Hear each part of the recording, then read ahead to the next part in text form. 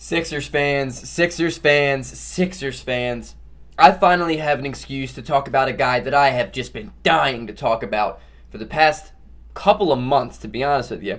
Paul Reed is expected to sign a full-time deal with the Philadelphia 76ers, and I would love to talk Paul Reed. I want to talk his progression. I want to talk his game. I want to talk about what he can bring to Philadelphia. Let's get into it. But before I do, like the video, subscribe to the channel, join the family, the community, drop comments, let's interact, let's talk basketball, but most importantly, let's talk Sixers basketball. Let's get into it.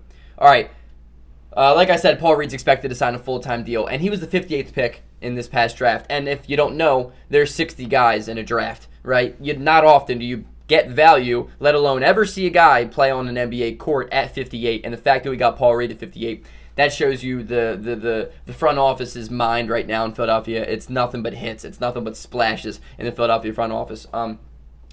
Paul Reed is a legitimate player. I knew him a little bit in college, and I liked the pick at 58. The thing with him at DePaul University was that he was more of just an athletic rim runner type of guy, and despite just that, I was still excited that we brought on an athletic four, you know?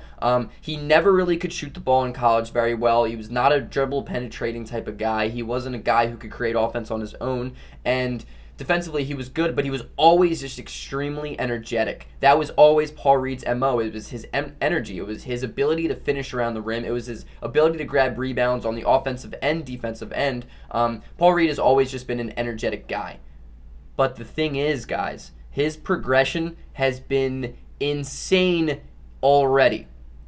I want to talk about it. He played 15 games for the Delaware Bluecoats, 32 minutes a night, and his splits were 22 points, 12 rebounds, 2.3 assists, 2 steals, and 1.8 blocks. Unbelievable. That is unbelievable, right? He averaged 4.6 offensive rebounds a game.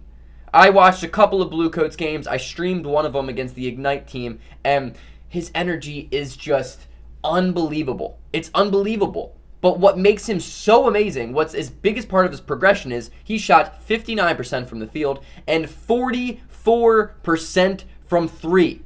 The man put up 3.6 threes a night, and he shot 44%.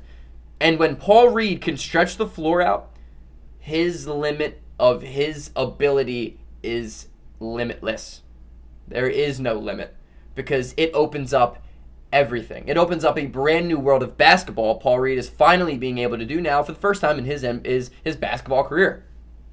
Paul Reed is a 6'9", 210-pound guy, and when you drafted him, you kind of had the idea of like, cool, he can be a really energetic role guy who can sort of play similar to Dwight Howard. Maybe Dwight Howard can, mentor him. This is our thoughts. Maybe Dwight Howard can mentor him and kind of mold him into a player that Dwight Howard is. They're similar styles of play, at least Paul Reed coming out of college. They're not the exact same player. Obviously, Dwight Howard was an incredibly dominant guy in the beginning of his, NBA career. But Paul Reed has that ability just to be an above-the-rim type of interior presence. But the thing is, man, with his progression at the Bluecoats, Paul Reed has turned into a stretch four. Paul Reed's ability has stretched out beyond the line at the three-point line. He's a prototypical stretch four at this game of play, and for that and because of that reason, his dribble penetration game has been elite at the G League level. And we're not talking the G League of 6-7 years ago when the guys sucked at basketball. We're talking about the NBA G League now that there is decent talent. Like it's a pretty competitive league. Like there are teams that are pretty good. There are a lot of guys who are really good. The G League is better now than it has ever been. And Paul Reed is dominating.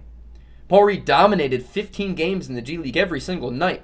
Unbelievable. His shot is kind of clanky. It doesn't really look nice, but that shit goes in. It goes in.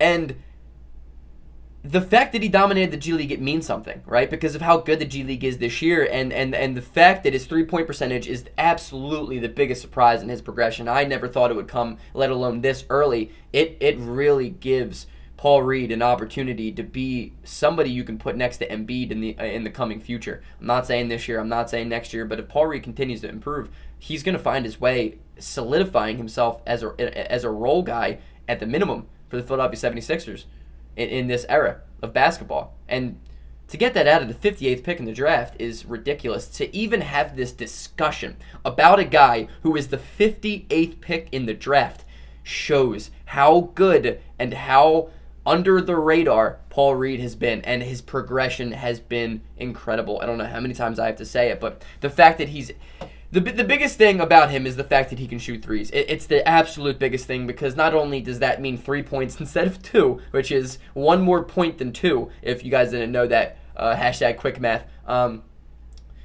It opens up a dribble penetration game for him. I mean, you saw him play against the Spurs when he caught the ball out in the perimeter. The defender attacked him because you can't let Paul Reed shoot threes. And Paul Reed blew by him because he is an absolute athlete, and he had a hook shot runner in the paint that went in. That is incredible. There aren't words I have for that, because Paul Reed is a 21-year-old kid who is going to get stronger, who is going to get faster, who is going to get better. There are 3 givens. And he already is fast, strong, and he's skinny. When he puts on more to his frame, that's going to be ridiculous. And if his 3-point shot can consistently drop, the Sixers have an absolute hidden gem from the 2020 draft, because Paul Reed is legit. Paul Reed is going to be legit. His ability to blow past guys has always been there, but the fact that his shot is going in means the defenders are going to come up even closer to him. The fact that it's going to make blow-bys even easier to do. Paul Reed is an unreal athlete, and if the fact he can continue to shoot threes at a high level, wow, we got something special at 58, and we're going to remember this past draft with the fact of Tyrese Maxey, a high-value guy at 21, Isaiah Joe. You guys know my love for Isaiah Joe, a high-value pick in the second round, and Paul Reed at 58. The Sixers did not miss. Peace out. Go Sixers.